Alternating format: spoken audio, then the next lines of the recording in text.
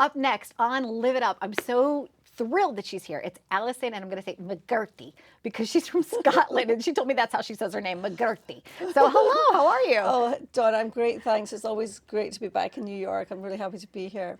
So we got to meet in New York City, and we had this instant rapport, and it was loud, and I couldn't really hear about your project. But then once I discovered it, I am so thrilled to be a part of American Epic.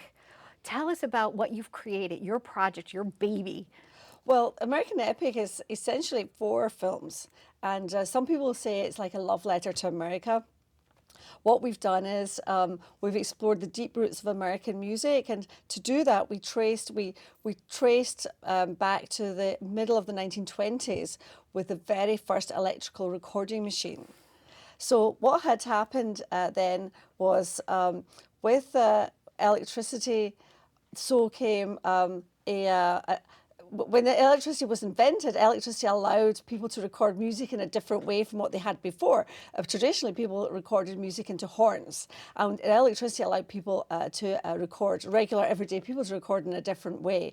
So with radio taking off in the cities, the record companies went into blind panic and thought, oh my goodness, we're going to go out of business, because people who had been buying records at that time were mainly affluent people in the cities, listening to show tunes, jazz, classical, vaudeville, and those people stopped buying records because they wanted to sit around the radio with their families and they didn't have to get up and flip the record over every 3 minutes.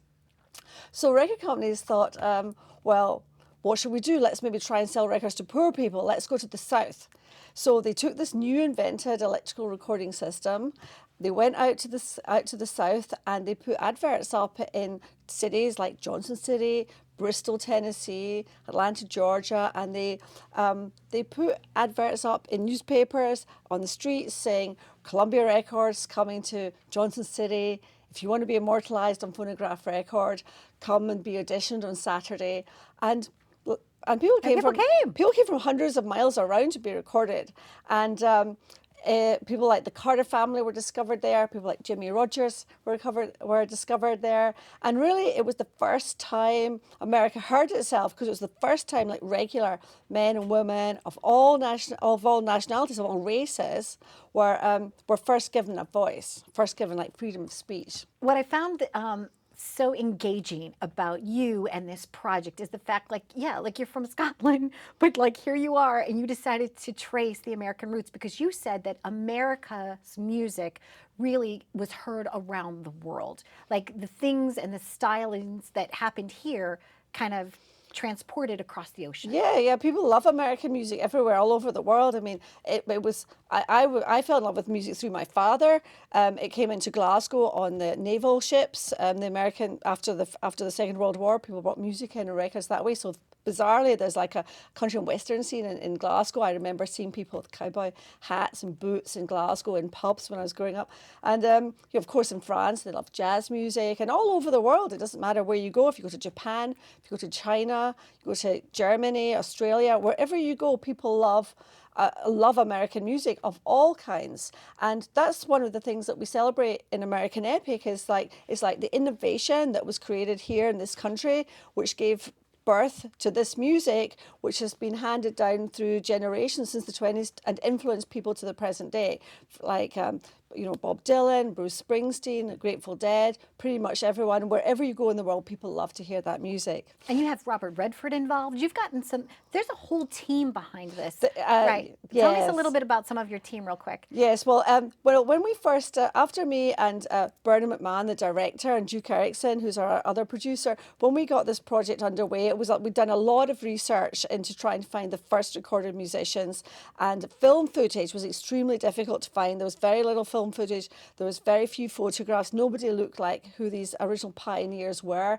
So we came to America. We went to New York Public Library. We went to the Smithsonian, we went to the Library of Congress and really couldn't find anything. So then we realized we had to go into the field. So we started traveling. So we traveled across 35 states, went to people's attics and basements, and eventually, we pulled together enough footage and photographs to realize that we then had what we what was like a find, a story that had never been told before. hidden treasure. Yes, and we thought this is really important. This is like, T-Bone Burnett always likes to say, music is to America as wine is to France, and music is America's great cultural export. And it's like a fine art project. We're finding all these treasures of American history that are really important.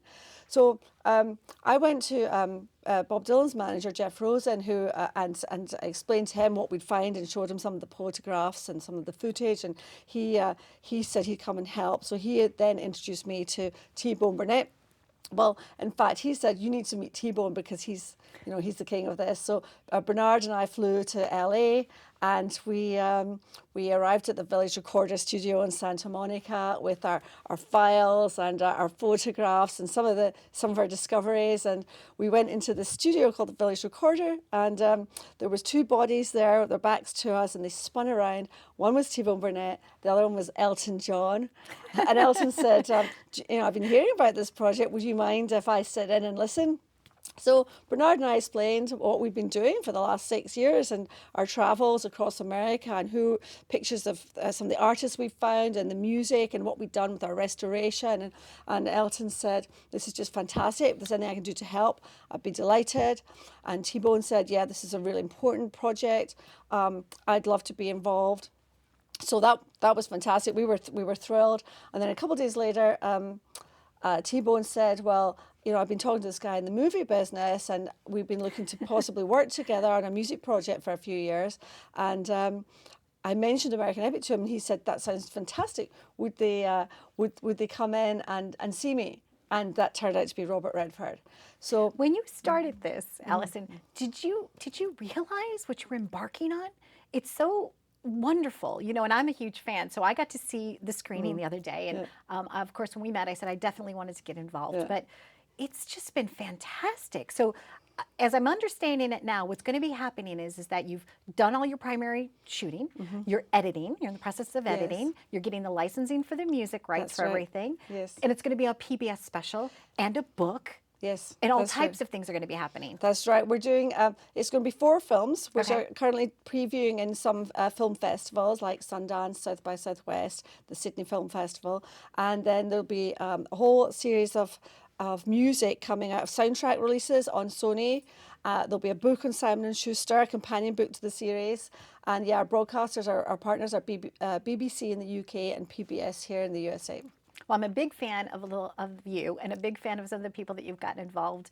In fact, the first time I ever saw Elton John, it was like 1979, and it was so glorious underneath the arch, because I told you I'm from St. Louis, Missouri, and there's nothing like that, And so the fact is that you're able now to take these people that have such a wonderful celebrity, but this is like a pet project for them. Like they're really passionate about it. They're very passionate, very supportive. Yeah, another person who was really supportive was Jack White, when he came on, because he loves this music. And when the first 3 films are actually more documentary style, going across America, identifying some really wonderful family stories of people from New York to Hawaii.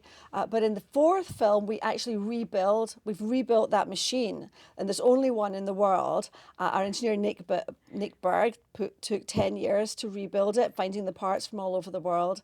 And me and Bernard found a couple of the missing pieces to make that work. We did a test session, and then Jack and T-Bone actually produced a recreation of the recording sessions that would have happened exactly as they were in the 1920s, with one microphone, a pulley-driven lathe, which takes 3 minutes for the weight to hit the floor.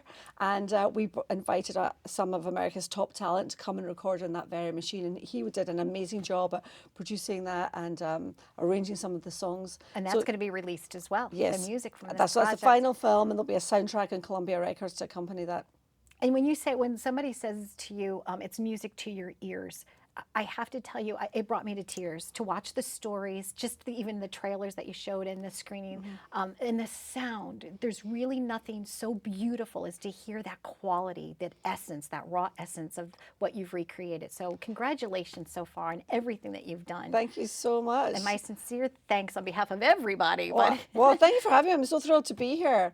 I just found out that Allison said we can have a sneak peek. Let's take a look.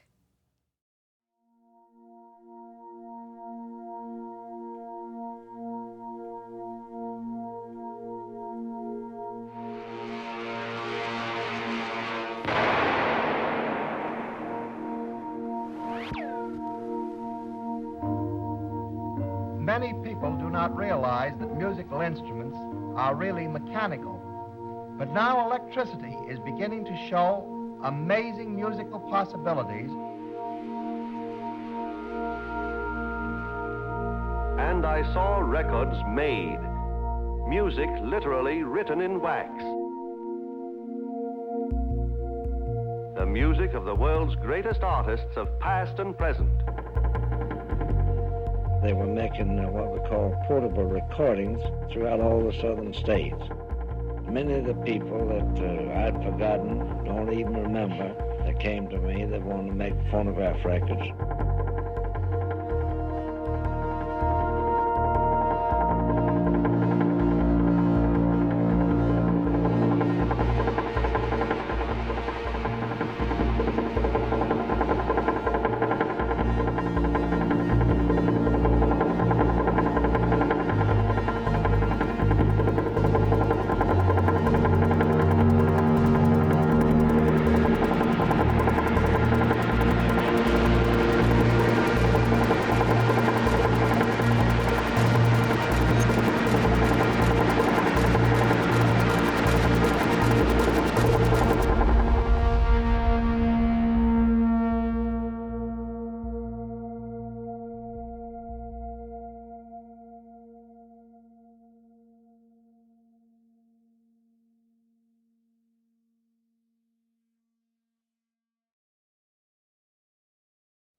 That was fantastic. Thanks so much, Donna. Thanks for having me here tonight. It's fun here, right? Fantastic. We're always having a great time. So please come back, and I'm Thanks. sure that we'll be in touch over Thank the you. years. Talk to you soon. Bye. Thank you. Stay tuned for more on Live It Up. Our guest has been Allison McGourty from Scotland and her wonderful project, American Epic. Google it. There's maybe a possibility that you could help out and be part of the movement. Thanks for watching Live It Up.